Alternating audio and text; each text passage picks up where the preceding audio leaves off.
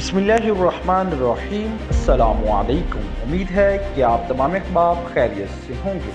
नाज़रीन, बहुत ही अहम न्यूज़ आपके साथ शेयर करेंगे तहरीक लब्बैक पाकिस्तान के हवाले से, और जो चीफ जस्टिस की जानिब से जो है एक मुतनाज़ा फ़ैसला सुनाया गया, उस हवाले से जो है तहरीक लब्बैक पाकिस्तान की जानिब से जो है बहुत बड़ा ऐलान किया गया है।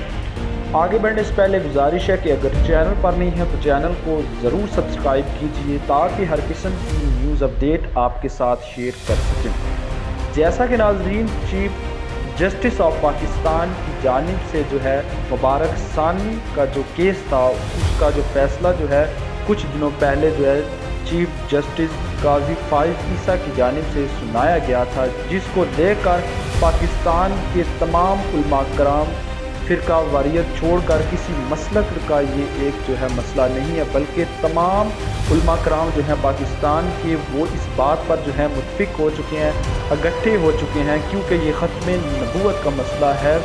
तो नाज़रीन, इस हवाले से तहरीक लब्बैक पाकिस्तान के अमीर अल्लामा हाफ़िज़ साद हुसैन रिज़वी की जानिब से जो है बहुत बड़ा ऐलान कर दिया गया है, क्योंकि तहरीक लब्बैक पाकिस्तान का बुनियादी मकसद, इसके बनने की वजह सिर्फ़ और सिर्फ नामूस रिसालत और ख़त्म नबूवत की पहरेदारी। तो तहरीक लब्बैक पाकिस्तान ने अपनी ज़िम्मेदारी और अपना फ़र्ज़ निभाते हुए जो है मुल्क गिर 28 जुलाई बरोज़ इतवार को तहरीक लब्बैक पाकिस्तान जो है मुल्क गिर एहतजाज करेगी।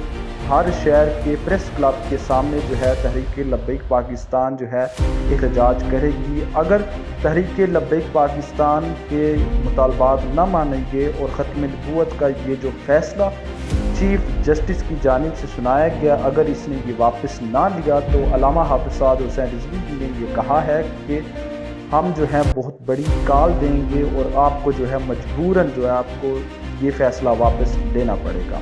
तो नाज़रीन, ये थी एम3 न्यूज़ जो कि आपके साथ शेयर की। उम्मीद अच्छी लगी होगी। चैनल को ज़रूर सब्सक्राइब कीजिए और आप इस बारे में क्या राय है कमेंट सेक्शन में ज़रूर बताएं। मिलते हैं नई वीडियो में नई खबर के साथ। अब तक के लिए इतना ही, दीजिए इजाज़त। अल्लाह हाफ़िज़।